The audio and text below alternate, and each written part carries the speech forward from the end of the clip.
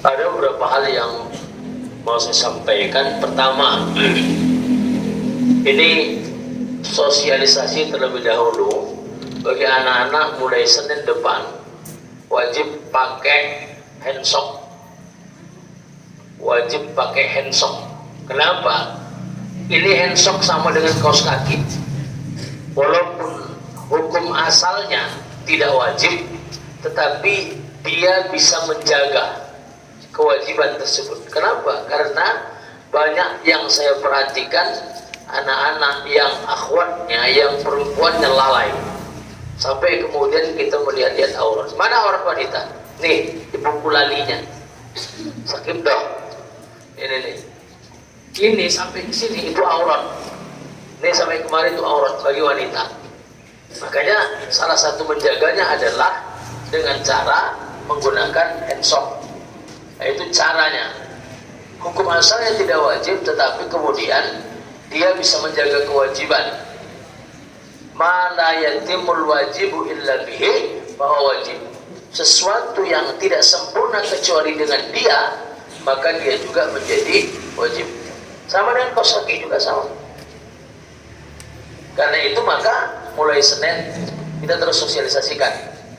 Kemudian yang kedua, berkaitan dengan ini, mohon maaf, seringkali kerudung sebelum saya tetapkan tidak boleh yang petak, tolong dijaga.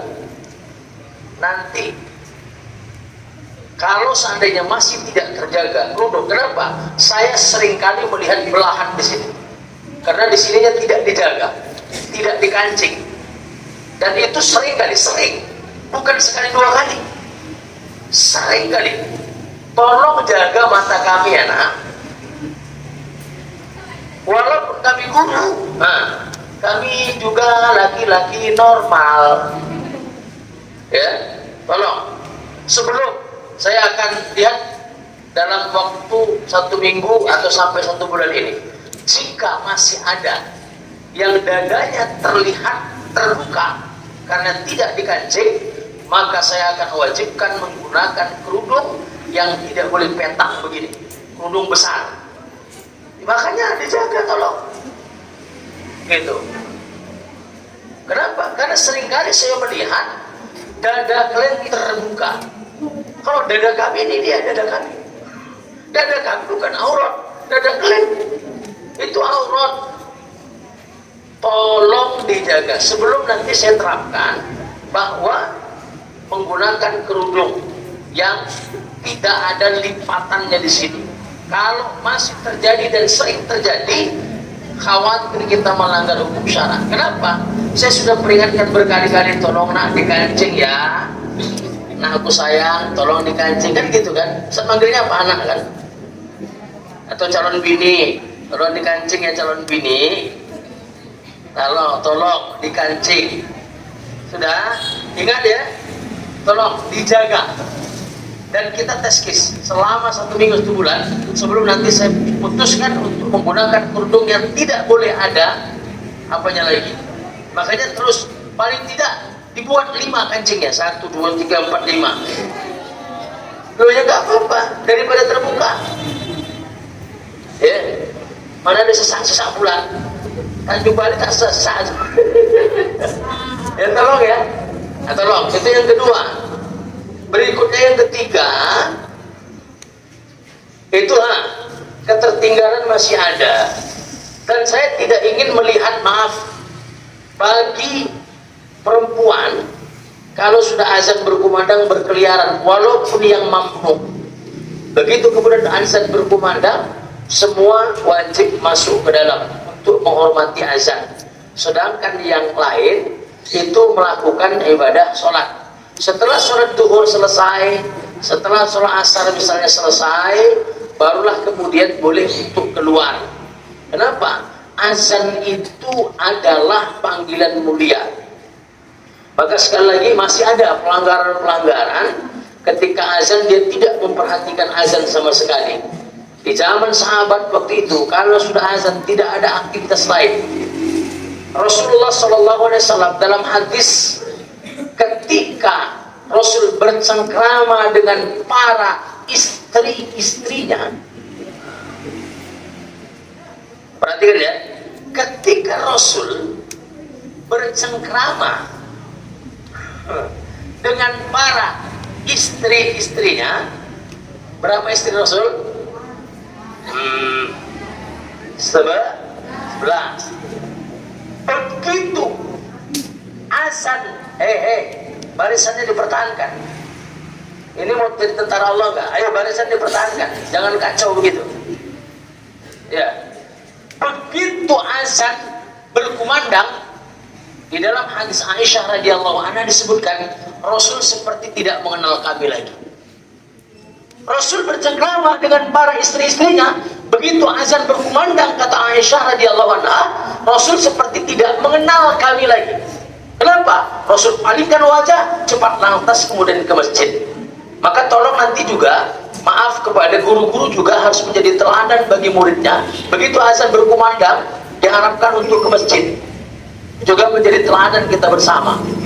Kenapa? Rasul saja begitu, apalagi kita yang bukan Rasul, apalagi kita yang banyak dosa. Rasul bercengkrama dengan para istrinya. Begitu azan berkumandang, kata Aisyah, Rasul seperti tidak mengenal kami lagi. Kenapa? Langsung Rasul tinggalkan. Maaf. Dalam sebuah sirah, Abdullah bin Umar, ini cerita Abdullah bin Umar. Abdullah bin Umar ketika dia masih lajang itu apa? Belum menikah, masih muda.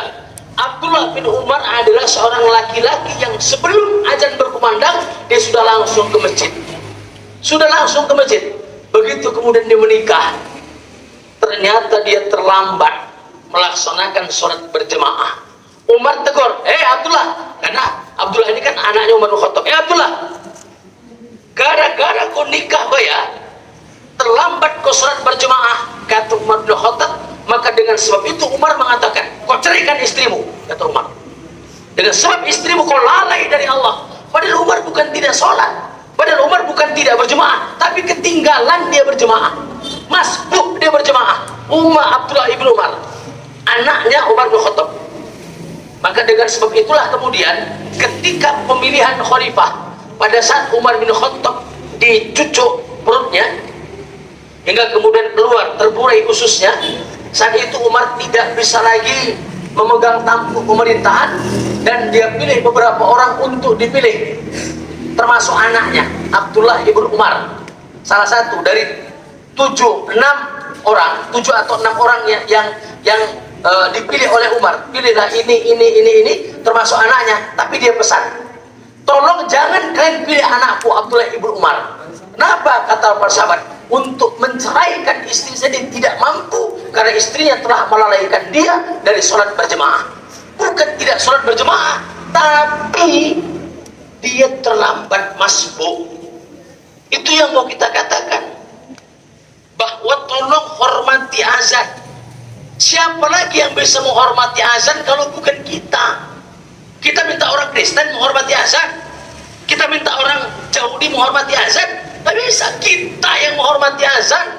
Lah kalau umat Islam tidak bisa menghormati azan, siapa yang mau menghormati azan? Siapa? Kita pelajar Islam harus menghormati azan. Kecuali sakit, itu berbeda. Sakit pun tak mungkin dia keliaran kan. Sakit di dalam aja kan gitu. Masa sakit? Aku sakit. Di dalam kalau sakit. Sakit permisi, Ustaz saya sakit. Kenapa? Sakit pinggang. Kenapa? Udah tua. Ya, paham? Tolong hormati azan. Saya tidak ingin lagi ada yang berkeliaran ketika azan berkumandang. Kenapa? Begitulah tabiat sahabat. Ketika azan berkumandang, mereka yang jualan bahkan ditutupnya gedenya. Disitulah kemudian turun ayat yang disebutkan oleh Allah, mereka lah laki-laki yang tidak dilalaikan oleh dunia, yang tidak dilalaikan oleh perdagangan mereka. Begitu. Sama sebagaimana Rasulullah SAW. Ketika Rasul bercengkrama dengan para istri-istrinya, maka pada saat itu kata Aisyah radhiyallahu anha, Rasul seperti tidak mengenal kami lagi ketika suara azan sudah berkumandang. Termasuklah Abdullah ibnu Umar radhiyallahu anhu, ketika dia menikah sering dia terlambat sholat berjemaah, maka dengan sebab itulah Umar bin Khattab menasihati, kau ceraikan istrimu. Dengan begitu kemudian kau terlambat, dulu kau tak pernah terlambat sholat berjemaah, sebab kau nikah lambat sholat berjemaah, kata Umar bin Khattab. Ini peringatan bagi kita semua untuk kemudian sama-sama berupaya semaksimal mungkin untuk taat dan patuh kepada Allah. Sekali lagi saya mengimbau, ingat hadis Nabi, siapa yang bisa menjaga sholat berjemaah selama 40 hari 40 malam tanpa masbuk, maka Allah akan menjamin dua hal. Pertama, dijamin dia tidak akan masuk ke dalam neraka, dan dijamin dia tidak memiliki sifat nifaq atau sifat munafik. Hadis sahih. Dan kemudian suara azan berkumandang menyebabkan setan lari terbirit-birit, terkentut-kentut, dan patah-patah tulangnya. Itu setan. Setan aja lari, bayangkan azan setan lari. Dan kemana dia lari sembunyi? Ke WC. Makanya kalian lama di WC akhirnya senyum-senyum sama setan. Dan itu hadis Nabi kan? Begitu azan berkumandang setan tuh lari. Coba, setan aja lari sembunyi ke WC, awak ketika azan berkumandang nggak lari, siapa yang lebih setan daripada setan? Coba, azan berkumandang setan lari, awak azan berkumandang tekek. Apakah tidak kita lebih setan daripada setan? Bayangkan, setan lari, awak enggak. Setan lari ke WC, kita lari kemana? Ke masjid atau ke tempat sholat. Itulah gunanya azan berkumandang. Nah, bagi laki-laki juga, tolong di dalam wilayah Pondok Pesantren As-Sakofi jangan lepas pecimu. Ini harga dirimu. Ketika kau tidak bisa menghormati pecimu, pada saat itu harga dirimu sudah hilang. Kenapa? Ini harga diri nih. Seandainya Ustaz ambil pecimu, Ustaz injak-injak di sini, bukan kepalamu, pasti kau akan sakit hati. Siapa yang melepas pecinya di sekitar sini, maka pada saat itu kau sudah merendahkan harga diri dan harkat dan martabatmu sendiri. Termasuk itu, baju dirapikan. Karena sekolah kita ini bukan sekolah preman. Kalau mau sekolah preman silakan keluar dari sini, masuk ke Sambo sana, Medan sana, cari preman sana, belajar bagaimana caranya jadi preman ya. Dah sana, terserah mau buka dada, mau buka celana, terserah kau sana. Tapi di sini aturan. Nah, nanti insya Allah yang belum rapi-rapi ini mana ini apanya nih? Apanya mana? Dasinya mana? Yang belum lengkap atributnya tinggal di sini. Yang ketinggalan dan belum lengkap atributnya, tolong silahkan di sini. Dan nanti juga ini pihak manajemen juga tolong, ini banyak anak-anak kelas 1 yang tidak pakai dasi. Iya, makanya saya bilang tadi, yang Ustaz salahkan bukan kalian, pihak manajemen. Siapa? Termasuk saya. Nanti kita ingatkan, nanti untuk Umi juga kita ingatkan, tolong cepatkan ini. Dasinya tidak ada, ini kelas 1 juga. Kenapa? Karena atribut mau kita tertibkan.